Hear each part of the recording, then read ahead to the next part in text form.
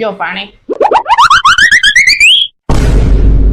તારે તો શ્રાવણ મહિનામાં એકટાણા હાલે ને? હા, કે ફરાળ કર્યું કે? ફરાળ તો કર્યું જ હોય ને. શું કર્યું? કેળા, સફરજન, ચીકુ, બટેકાની વેફર, સાબુદાણાની ખીચડી, રાજગરાનો ખીર ને શેકેલા સિંગદાણા.